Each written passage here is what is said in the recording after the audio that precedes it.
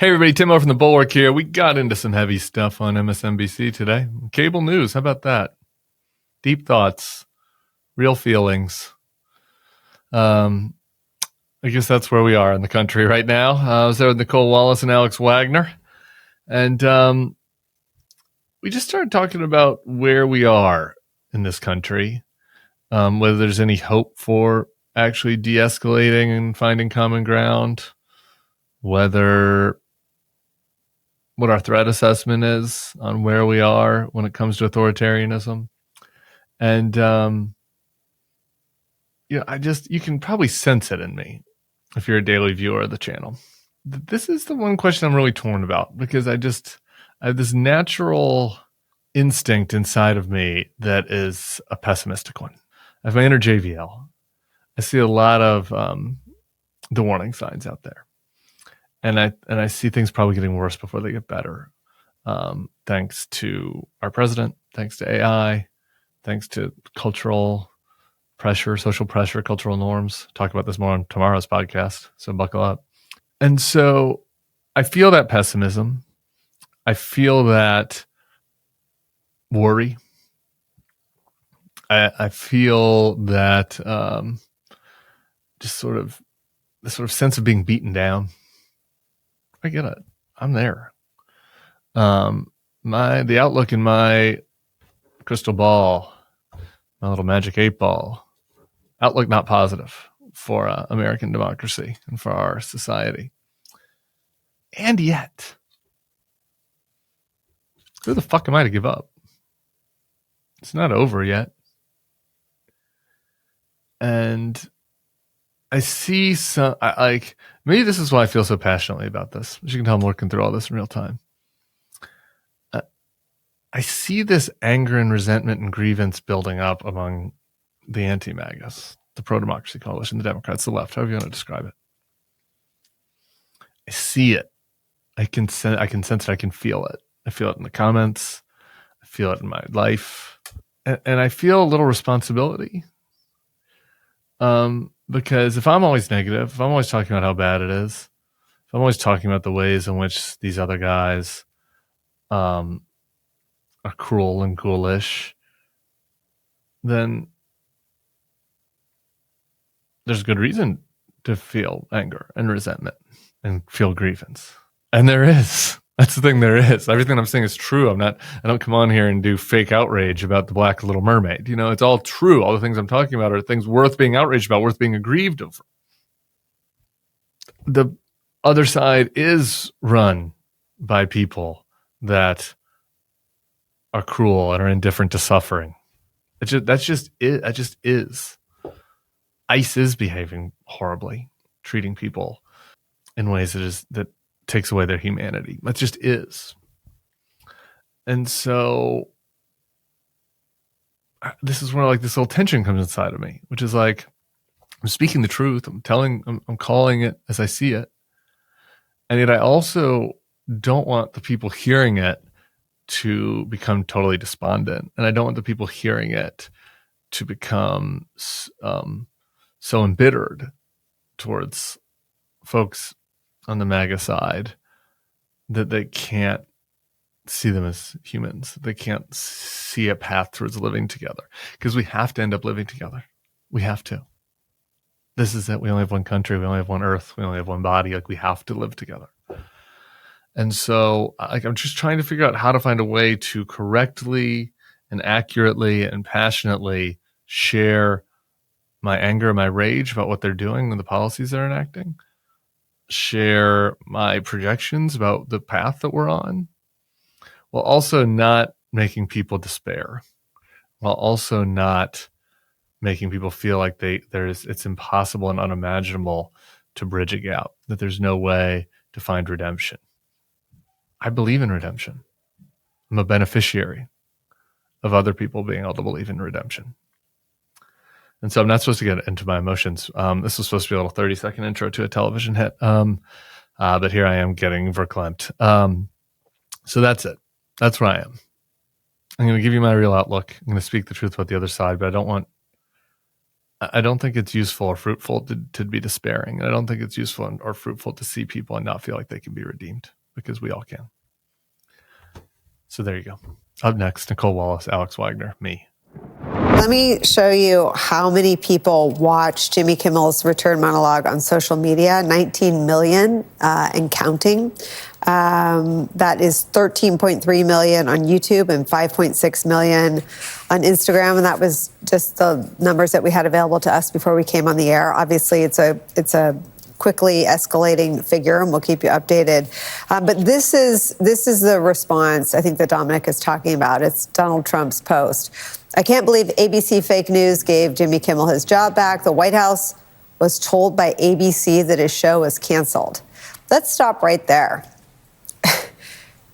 Who do you think at ABC told the White House that his show was canceled? That's a great question. I couldn't speculate on that.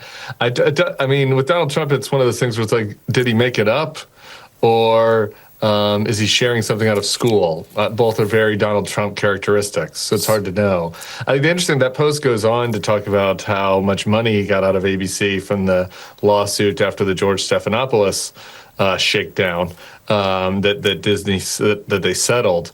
And I think that, we're getting to an interesting place where he goes on to talk about how he wants to get more money out of them this time, and he wants to sue them again this time. And it's sort of this like authoritarianism by lawsuit, or I guess what was the Ted Cruz line about Brendan Carr, a mobster? It's a little different than kind of authoritarian attacks on free speech in other countries, the kinds that Jimmy Kimmel was talking about in his monologue, right? Because it failed. It failed to shut him down completely. He wasn't on in some markets last night. We can get into that in a little bit, but it failed to shut him down, and they failed in some of their most overt authoritarian attempts, which is good, and yet he still is using the presidency in a way that no other president has, certainly in modern times, to bully people, to shake people down, to extort people, to try to get money for himself, to try to line the pockets of either him or his family or his presidential library. And he's doing that in a very overt manner. And in some ways, I don't know, this might be another Trumpian innovation. I mean, obviously there have been corrupt banana republics before, but this sort of quasi, authoritarian, it is different than what we see when we talk about the authoritarian attacks in other countries. Tim, I want to read this line one more time from Jimmy Kimmel. He says, maybe the silver lining from this is we found one thing we can agree on, and maybe we'll even find another one. Maybe we can get a little bit closer together. We do agree on a lot of things. And I thought about the clip I texted you about, your appearance this week on a panel with Piers Morgan, where I wondered in watching that if you think that's possible, if you think there is still enough that we agree on to even talk to each other. I hope so, right? If you don't believe that it's possible, it's kind of like, what are we all doing here? Right. Might as well quit doing this work and, I don't know, go to a beach somewhere and wail away our days. So I think so. I hope so. I think that there are a lot of forces working against it. As Alex mentioned in the last segment, the President of the United States is working against us all being able to come together and agree on things and lower the temperature. Several of the people I was on that panel with on Piers Morgan working against it, talking about how on the right it was Carrie Lake and Eric Bolling talking about how they wanted to go to war against the left and how the left is violent and how everyone in the left is violent and sick. And you hear Trump saying that type of stuff. You do hear this stuff from the left as well. I don't think we should pretend like there aren't some folks on the left that say that kinds of things about MAGA, paint them with a broad brush. And so I do hope. We had this shooting today, which I guess you're going to get to later at the ICE facility. I just think it's important for all of us to take a breath and talk about, as much as we disagree about the things, we cannot just resort to political violence or minimize it or just think that is the inevitable end game to this. Because if we think it's the inevitable end game to this, it will be the inevitable end game. And what I liked about what Jimmy Kimmel did last night is he modeled what I think a temperament and a rhetoric that I think everybody on the left broadly or the pro-democracy movement could learn from.